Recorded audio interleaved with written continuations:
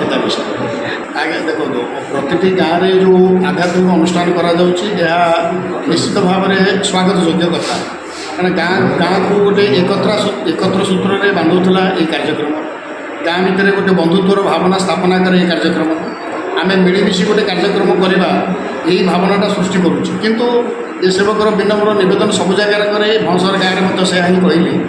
ଆମେ ଯେଉଁଟା ଶୁଣୁଛେ ବା ବହିରେ ଶାସ୍ତ୍ରରେ ଆମେ ଯେଉଁଟା ପଢ଼ୁଛେ, ସତସଙ୍ଗରେ ଯାହା ଶୁଣିଲୁ କି ଶାସ୍ତ୍ରରେ ଯାହା ପଢ଼ିଲୁ, ଆମେ ଦୈନନ୍ଦିନ ଜୀବନ ସହ କିଛିଟାକୁ ମିଶେଇବୁ।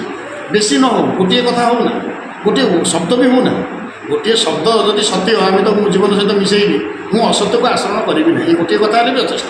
କାରଣ ଗୀତାରେ କୁହାଗଲେ ସ୍ୱଳ୍ପମପ୍ୟସ ଧର୍ମସ୍ୟ ତ୍ରାୟତେ ମହତ ଭୟ।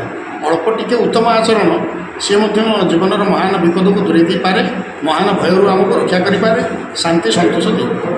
ତେଣୁ ଆମେ ସତସଙ୍ଗରେ ଯେତେ ଭଲ କଥା ଶୁଣୁ ବା ଶାସ୍ତ୍ରରେ ଯେତେ ଭଲ କଥା ପଢ଼ୁ, ଆମେ ଦୈନନ୍ଦିନ ଜୀବନ ସହ ଅଳ୍ପ ହଉ ପଛେ ମିଶେଇବୁ। ମୁଁ ଏହି ନିବେଦନଟା ହିଁ ରଖିବି।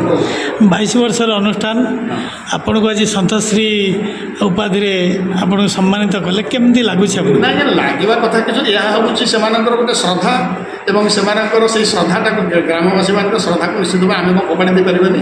ତେଣୁ ଶ୍ରଦ୍ଧାକୁ ଆମେ ନିଶ୍ଚିତ ଭାବରେ ଗ୍ରହଣ କରିବୁ ଏବଂ ଶ୍ରଦ୍ଧାର ଭିକାରୀ ଆମେ।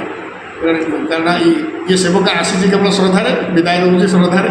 ଆଉ ଶ୍ରଦ୍ଧା ସୁମନ ସ୍ୱରୂପ ସେମାନଙ୍କର ଯେଉଁ ଶ୍ରଦ୍ଧାର ପାତ୍ରଟି ଦେଇଛନ୍ତି, ନିଶ୍ଚିତ ତାକୁ ଗ୍ରହଣ କରିବୁ।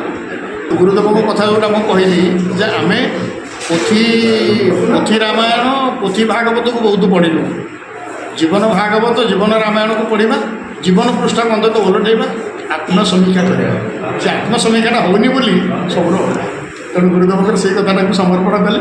ଆମେ ସବୁ କଥା ପଢ଼ିବା, ଶୁଣିବା, ଦେଖିବା, ନିଜକୁ ସମୀକ୍ଷା କରିବା ମୁଁ କେଉଁଠି ଅଛି।